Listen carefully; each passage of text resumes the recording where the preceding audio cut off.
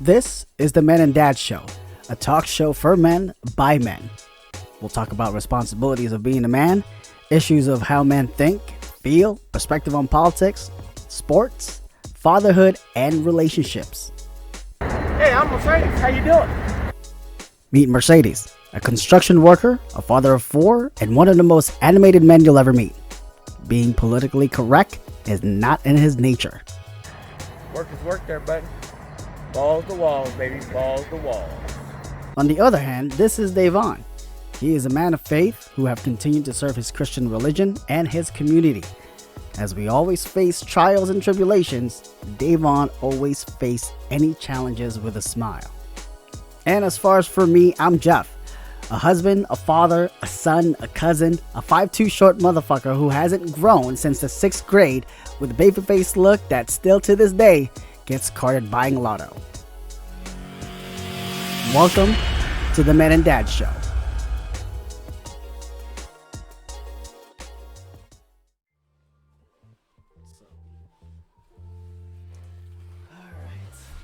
Ready? I'm ready as I ever be. This is the Men and Dad Show. And we don't love you. Good afternoon, ladies and gentlemen. What's going on, peoples? Hey, how you doing, bud? Long time no see. Elbows, nigga, elbows. Elbows. All right, Elbows. All right.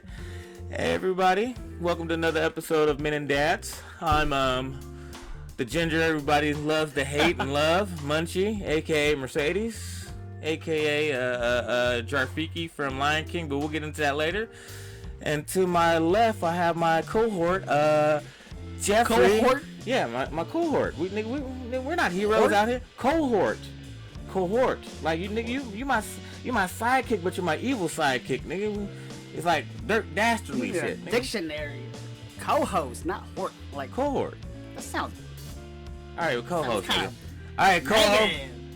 Oh, it's not negative. Just putting a little bit of Hort flavor. doesn't sound good. I would be All right, going nigga. hort. Goddamn. Why are we arguing, man? Shit. It's the end of the world, nigga. Goddamn. Jumanji level 11. Man, we're in fucking month 7th of quarantine. It's like Jeff. It's like an M. Night Shyamalan version of fucking Groundhog's Day, dude. And the happening all in one. It is. We don't know what to do. I want to go to work, but then every day I want to go to work. There's a news outlet. Yeah, another 150 other people infected over here in this area. Like, goddamn. It is. It's like, and then It's getting school's bad. about to start. You mean you were talking about that? What's your thought on that, bro? School. Well, now they decided to, the Seattle public system decided to go remote right now, just to be safe. It just sucks for me because, with the 3 kids, they're going to lack social interaction, lack consistency. They're just going to sit down and just stare at a screen. Basically, yeah. And they're not going to get anything done.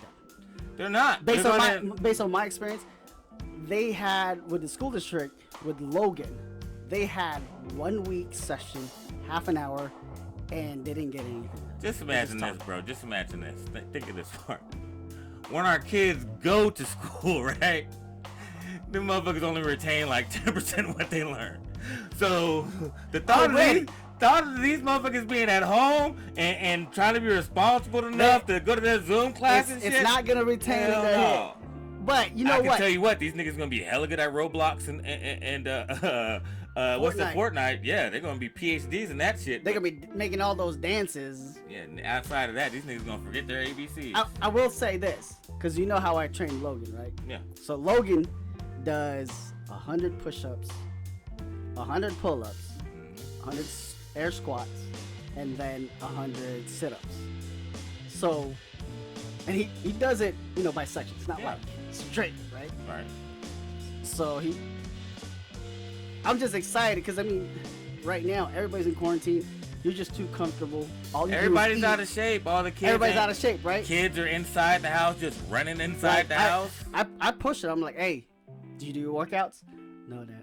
Go do your workouts before you go to bed. You're making such a good point because right now we shouldn't, in a sense, we shouldn't have to depend on these schools to do all the things that we're actually supposed to do for our kids. To be active. Like with the activities part, it's very important that we just don't while our kids are at home, let them just eat any fucking thing. No. We gotta make sure to maintain their diet of breakfast, lunch, and dinner like normal. Just like, like this morning, my fucking kid get up, the first thing she wants to go eat is some fucking sour gum worms. Like, hold on, little heifer. Yeah, no. Fucking bananas and oatmeal over here. Like, you know what I mean? These kids gonna come out. To get that reward? Like, no. Nothing. Yeah. No, so I'm excited once they do come back to school, because Logan right now, for his age, he looks good. Yeah, so the physical part of it is awesome, but what about the educational side? You've been working on that educational part, I grabbed some homework books from Staples. Right. So he does them like 4 pages a day, Monday through Friday. If he needs help, he asks his older sister, or he asks me about it. Now, in the beginning of the quarantine, didn't you have a situation with him with his studies? Oh yeah. And you had to catch him on it. Tell that shit, man. That shit was funny as fuck. So I wanted to give him the responsibility to, hey, trust him. Yeah. He does his homework. So I'm like, hey, did you do your homework? Like, yeah, Dad, I did it. So one day, once I walked in his room, I looked at the pages. It was all blank. So I called him out. I'm like, so did you really do your homework? He's like, yeah, Dad, I did it. And I was like, why is it all blank? Yeah. And he was like, oh shit. Yeah, that look at the feet hit his face real quick. He got caught, and I was like, and you know that feeling too. Like as a dad, you know that because we've been there too.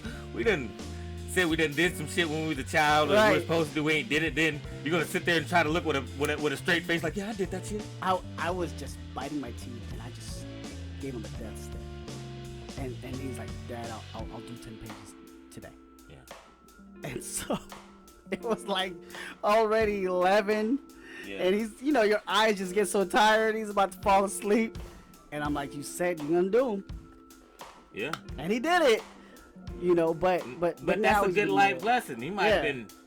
He was upset at you probably for making him do it, but he was probably more upset at himself for lying about it and not doing it in the first place. You know what I'm saying? So some good constructive things that you're showing him at a young age. Yeah. But like I said, I was excited because him being active. Like when school gets back, I can't wait for him to compete because he'll probably get first place. Yeah. That's something.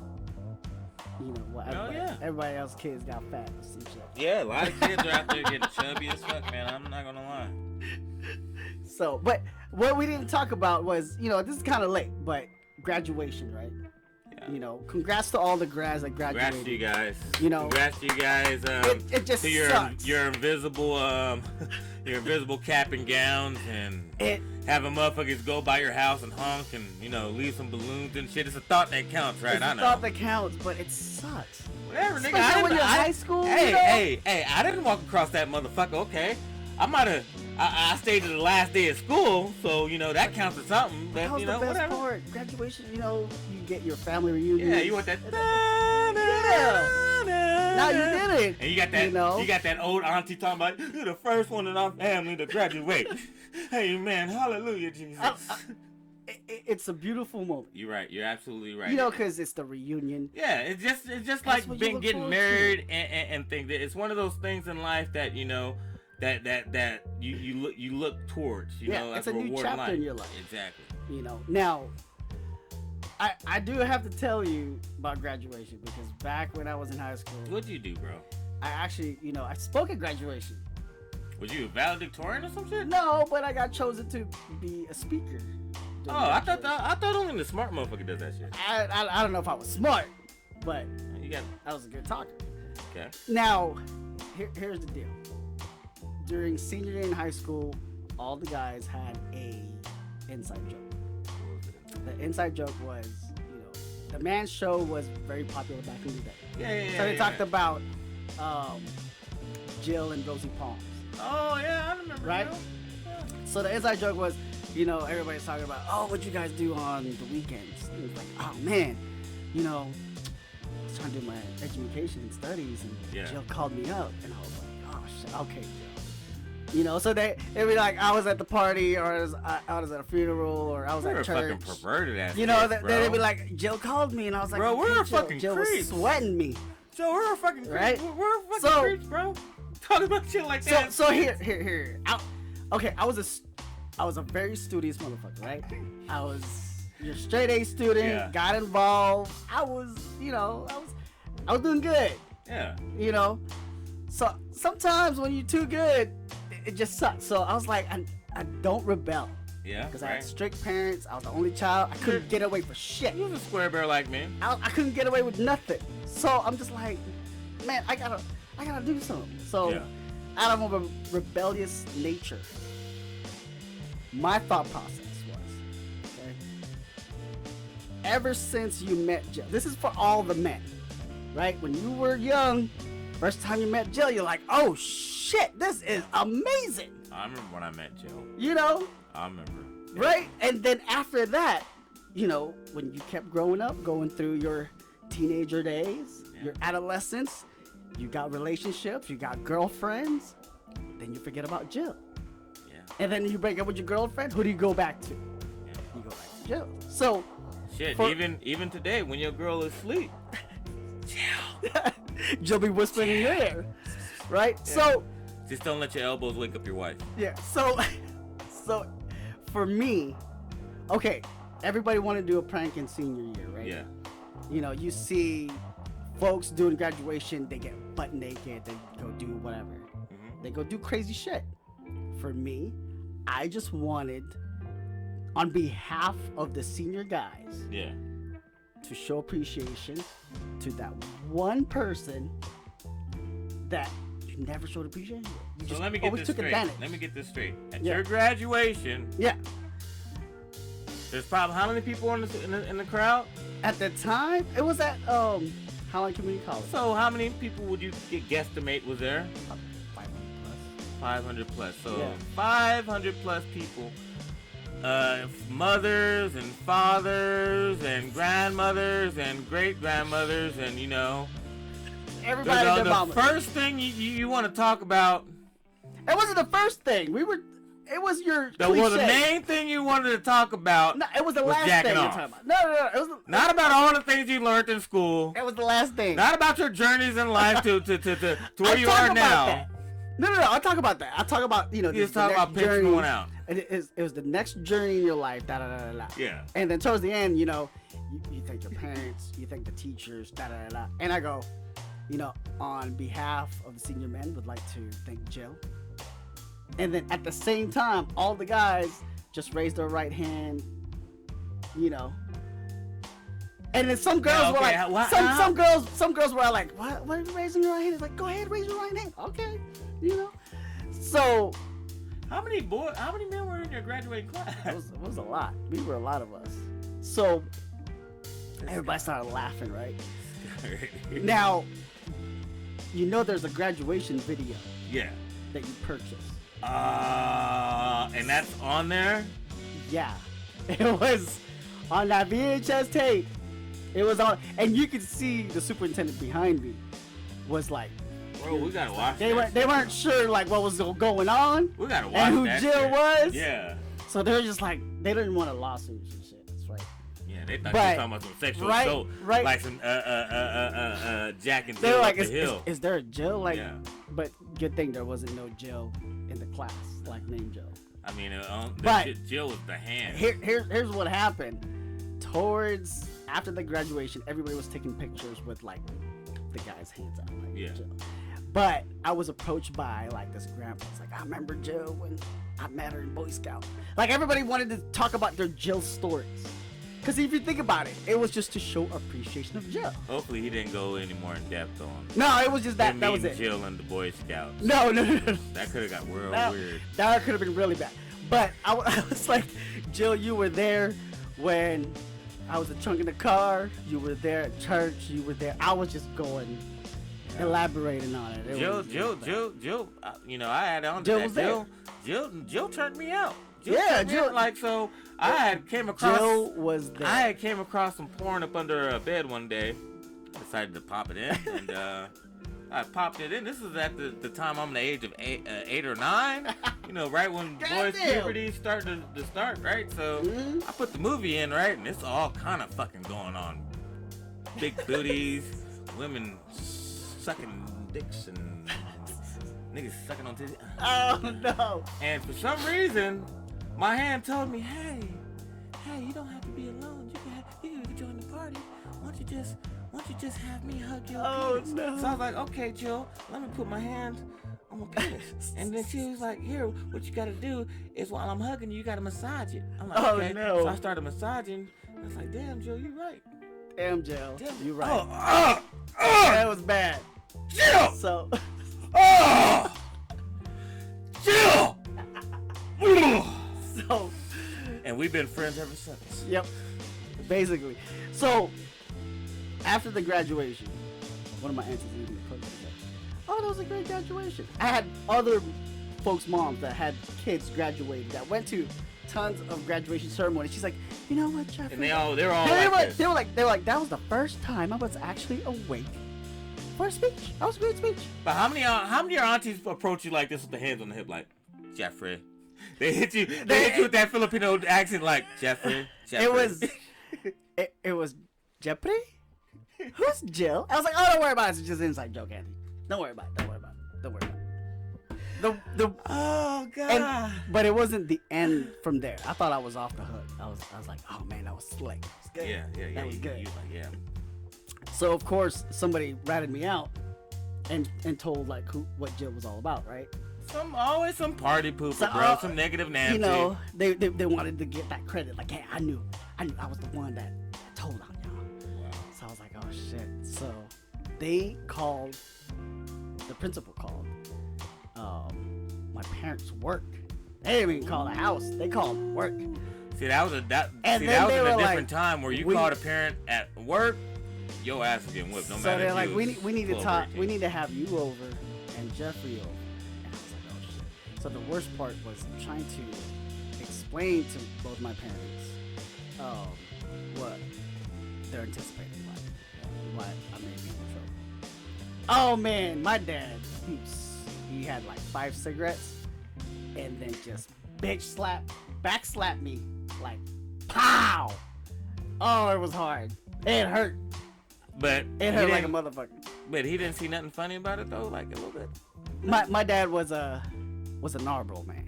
He didn't want to be embarrassment. He was bad when he was a kid and a jokester, but it was more like you know, you gotta set an example for me. Yeah, so I was going out there talking about jacking off, son. You represent me out there. You out there talking about jacking off. They obviously think I'm the one out here jacking off. And back in the day, my dad was telling me a story that he used to sell oregano and pretended it was weed just to make some money. You know, so and then they were coughing like, oh man, this is strong stuff. He's like, yeah, you just drink some more beer, you'll be good. And then ran off his shit. Wow. You know, so I'm just like, come on, Dad, you gotta let me get away with something. Wow. You know?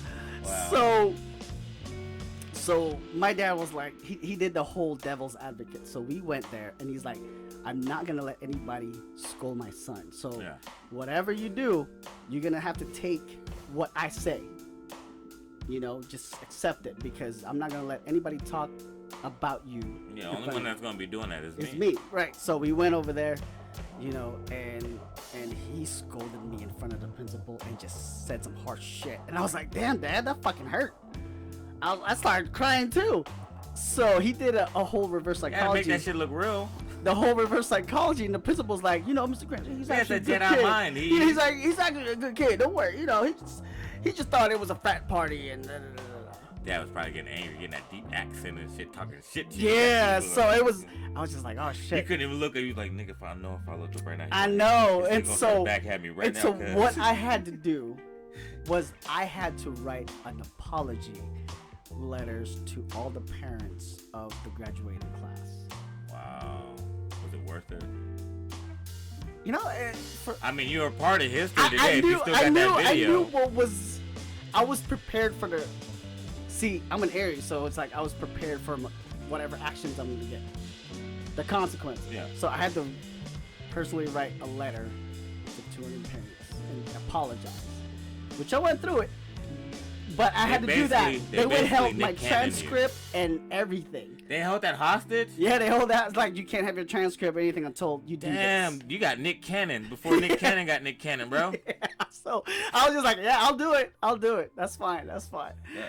And then here's the thing. The production had no idea what was going on. Yeah. So everything, nothing was edited out. Wow. So it was all there. So as soon as I got the tape. I gotta find it. Yeah. But I'll upload that, it. So I got a buddy in high school. Let me add to your story.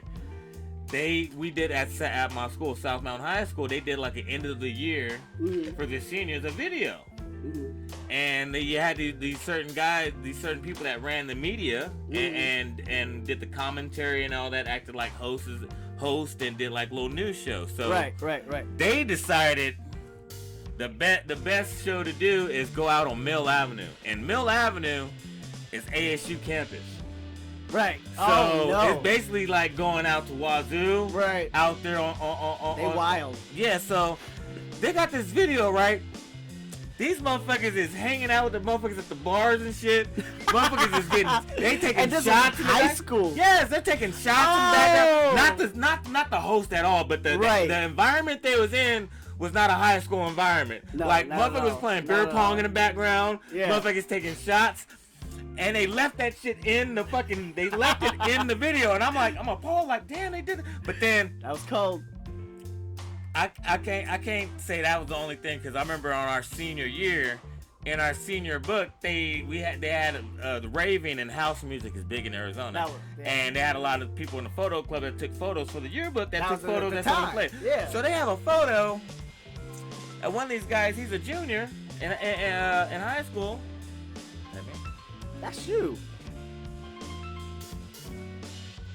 Hey, Boo Bear, I'm doing my show right now. How you doing? It's the Men and Dad show. All right, well, I love you too. Hey, what's called was looking for you? These nuts. Love you, wife. Anyway, in the yearbook, I still got the yearbook today. Oh, no. There's a picture of them at a rave. And one guy, he was like a foreign exchange student. His motherfucking pants is down to his ankles, right? Oh, no. He has a cigarette in one hand and a Coors Light in the other. And this is in our fucking yearbook. Like, who's the editor on that one? You can't get away with that now. Like, where was the adult overseeing this shit? Cause the amount of things we got away with in high school is classic. You can't get away with that now. Yeah, but hey, no. Let me go on something else that has been bothering me, man. This Will and Jada thing, man. And I'm not gonna talk about Will and Jada and Alcina, whoever that nigga is. All I'm gonna say is that there's a stigma that only older men deal with younger women, and it's not the other way around. People don't think of older women. Yeah. I mean, they have the Pornhub cougars or MILFs or shit like that. Yeah. But people don't know how big of an issue that is of older women taking advantage of younger men. Like, I can tell you in my lifetime, between the ages of from 10 to the age of 18, I probably had at least 10 to 15 women that were between the ages of 25 to 40 that wanted to fuck me. Not appropriate. Not appropriate at all. No, not appropriate. Not appropriate at all. Yeah. Totally disregarding for this nigga ain't even in the 6th grade yet. Like, I remember my mom, she had this neighbor, and this neighbor, I ain't gonna lie, she was hot, but she was like 22, 23, and she just had a child. I wasn't even 12. Yeah. And she used to have me babysit her kid for her. But then she also used to always have, hey, can Mercedes come swimming with me? And every time I went swimming with this lady, she made sure to have on the skimpiest outfit ever. A bikini with a thong. Like, I didn't even know what a thong was. I just seen a string in her ass and booty cheeks everywhere. Oh, no. And, she used to play fight with me in the pool and shit, I'm accidentally grabbing a titty or some shit. She was taking advantage of me. And then later on, my mama had to talk to her because there was a time where she was my Jill. She kind of jacked me off one time. Oh man. I've had my mom's friends' daughters want to have sex with me. And these women are like 25. I'm not even a sophomore in high school. Like, those are the ones that didn't get caught. Yeah, man. And like, there's a stigma. Like, there's a lot of women out there that prey on young. They don't want a man. They want a submissive boy they have on a leash. They want that fresh meat. Yeah, somebody they could go. All you got to do is fuck me, and I take you to GameStop. You know what I'm saying? I get you some gift cards, nigga. I'll go get you some outfits and shit. They ain't trying to have no man. They just and it's not appropriate. And it's the same. It's the same way. Like, for example, I see women saying things like, "Ooh, I'm feeling kind of cute today. I might take somebody's son." What? So flip that around. Flip that around the other way. Like, hey, I'm feeling kind of handsome today. I think I might take somebody's daughter. You get fucked up. For real. You will get fucked up. Like, so I'm just saying, man, like, we got to look at it both sides. Women are always saying we're taking advantage, but shit, nigga, y'all women, it's the same. It's the same. Dude, when I was in second grade, bro, it gets even deeper. When I was in second grade, my mom took me over to some friend's house. Yeah. To stay for the weekend, for Super Bowl weekend. Yeah. So I'm outside playing with my soccer ball and shit. I don't know any kids out there, so I'm just playing by myself. Next thing I know, this girl that's older than me comes up and she sounds like she's from like New Zealand or Australia. So I play soccer with you. Hello. So we're playing soccer and shit, playing around. And then, like, I don't know how it ended up getting to this, but she's like, hey, let's go to the cabana. I'm like, I don't know what the fucking cabana is, but okay, I'll go with you. So we go in there, we go into the little gym area, and then she's like, hey, come to this area. So she takes me to the what I know now is a sauna, right? Right. It's just me and her in there, right? Oh. I was like I'm sweating. Matter of fact, it wasn't on though, but I wasn't in the second grade. I was in the fucking first grade, dude. So you're like 7 or 8. And this girl, she took me to the sauna, pulled my shorts down, and started playing on my dick. Oh shit! And she was like 3 years older than me, and then pulled down her panties and put my hand down her vagina to play with her vagina. What the fuck? Yeah. Oh god damn. And that's too much. Yeah, that is too much. I can still remember that shit. You know what I mean? God damn. So like it's perversion on both sides, okay. Man. That is not okay. Not okay. No. Not okay. No.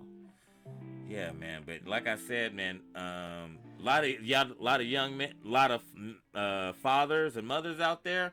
Watch out for your teenage sons, because there's some older woman out there trying to trying to see what that nigga got in his pants. No, that's not okay.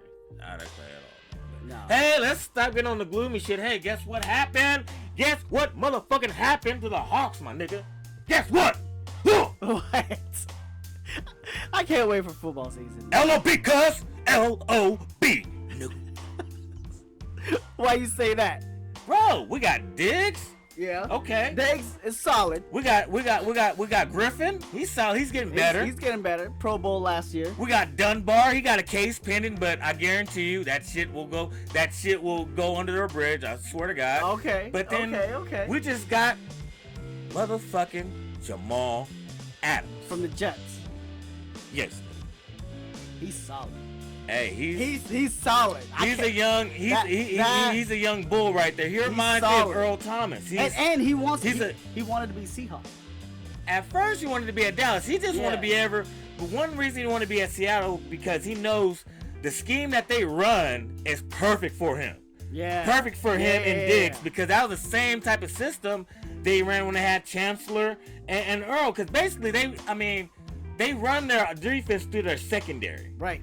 And they were looking what's happening in their conference, like, hey, look at Arizona. These motherfuckers got D-Hop and Murray and all that shit. And then what San Francisco's doing, so their offense Seattle's like, hey, yo, we got to step up our D. They're gonna have firepower. So you got It's gonna be pass happy. And what I see though is Seattle, they're keeping this guy for the long time. Right. Because this guy, he came, they traded 2 first rounders, McDougal, salute to you, man. You was a great Seahawk. 2 first rounders, McDougal, and a second round pick. That's a lot. They invested a lot to this guy, and this is a trade, so he only has 1 year left in his rookie contract, and he's looking to be. Get paid. He wants to be the top paid safety in the league, and right now, he wants to get paid. Where it's at is about 14 mil, and he's probably going to be asking between 15 to 17. Yeah. So he's here for the long haul. So good job, Seahawks. Hopefully, we actually can see a game, and it won't be like no virtual reality shit. You know what I'm saying? Yeah, I know. I mean, even though they make it sound exciting, I mean, preseason's canceled, you know. I mean, what? They're going to have cutoffs now, like they're doing in baseball? $30 to have a cutoff? You be right there? I don't know, man. I just want to go back to normal, bro. Yeah. This is day 210 or 230 of quarantine. It sucks. It needs to change, man. It sucks. You got everybody named Mama doing a podcast because they ain't got shit else to do. Like us, right? You got. We're gonna be an expert. Yeah, you got motherfuckers on everything. You got motherfuckers just sitting at home, just feeling worthless and shit. Like, what am I gonna do today? Oh, I'm gonna get up and just look around the house and go back to bed. That's what I'm gonna do. Got anything planned? Yeah, go to the grocery store and then go back home. Yeah. It's nothing. You know, it's a sad existence. But hey, we're gonna make it. We always have made it through this bullshit. I mean, from the beginning of the time, we just be there for each other. Be there for each other. Stay strong out there, man. You know, stay strong. You know, right now there's a battle for your mental health right now with all this shit going on. Keep that mental health right, and your physical wellness right too as well. Okay. Yeah. Because keep your vitamins up. Stay active, love yourself, love others, be understanding, and sometimes when you see something, just ask why. Instead of looking at it without understanding, look at it and ask why, and then maybe answer that question yourself instead of just looking at it for what it is. Yeah. And that's everybody's doing a lot of pointing fingers, but no one's asking why. Overreact too. Yeah, there's a lot of that shit. There's it's like right now, I don't mean to say this. Yeah. But everybody's overreacting like women. Sorry, women out there. And overreact too. That's what I'm saying. We're all acting like women right now. Oh no! The whole world is on some. We're on our rag right now. The whole world's been on its rag for like 7 months. No. Yes, bro. Oh, bro. Hey, before we let you guys go, am I a fucked up dad? I'm gonna give you guys 2 answers. Tuesdays. I'm gonna give you guys. You think Tuesdays? Every Tuesday, I think you are. Okay, so this didn't happen on a Tuesday, so. Uh-oh. I was relaxing, and in the bedroom playing some Nintendo Switch. My oldest daughter comes in my room and she's like, she has a scowl on her face, like something's wrong, and she's posturing like, oh my god. So I'm like, oh shit, what is it now? So she comes next to me, and I'm rubbing her head. Oldest? Yeah, it's my oldest. She comes. I was like, what's wrong? She's like, nothing. I just have a headache. And then how old is she? She's 12. 12. No, she's 11, going to be 12. So okay. She told me she had a headache. Maybe I don't have a filter. Maybe I should try to have a filter, because I was like, well, if you put I was like, are you on your rag? And she gave me this look like, no, Dad, I'm not. And I was like, are you sure? She's like, no. I was like, how about you put a pad between your legs and it might make your headache go away? And she told her mom the story, and her mom died laughing. Like, how could you say that to our daughter? Like, I don't know. But guess what? I was right. Maybe I should have said it a little bit more politely, but tone it down. Hey, if Dad doesn't have a filter, she's gonna be able to deal with everybody out on the outside world, Yeah. I mean, and then here's another awful one. So I'm sitting there trying to take a shower, right? Yeah. My son wants to try to get into the shower with me. Yeah. I'm butt ass naked. He's butt ass naked. He wants to get in the shower, but I'm like, dude, I'm almost done. Just let me get done, and you can take one with your mom. How old is he? He's 1. So I'm trying to get out the shower, right? And he won't get out of my way. He won't get out of my way at all. Like he's just so he's 1. Dude, I get frustrated. I pop him on top of the head with my dick. I was like, hey bro, get out of my way. My wife's sitting there, and like, he's gonna be traumatized for life. You don't like, know. My wife you'll be like, why somebody, bumping on my head? He got brain damage now. I was like, Bells, get out my way, little nigga. He's gonna have brain damage now. I elephant trunk that nigga. I was like, Bell, get out my way. You're gonna be wondering why he be like 2 + 2 is like red. No, that nigga do got issues though. He got anger issues at one. He has I don't know. He has an issue. Are you surprised? A little bit. This nigga, he likes to get on his tippy toes and he don't cry. This nigga just and then when he comes to me, I'm like, bro, what's wrong? And he comes to me, he do this one. Trying to tell me shit like these bitches can't fuck with me, Dad. I just want to live life, nigga. He's surrounded all with women. I know. So when he comes in there with me, he's all calm, like, man, these bitches don't understand that. That's why I'm coming in there with you, big homie. Oh, he's gonna be like smoking, like, man, I don't know. Probably. I don't know. Well, shit, if Lord willing, we all make it out of this quarantine, we'll all be smoking. Well, hey everybody, thanks for letting us sweat off your ears and your eyes. Oh shit. Stay safe. Stay safe and stay sanitized. Stay sanitized. Don't cough on everybody. Stay respectful, and be sure to tune into the next show. Peace.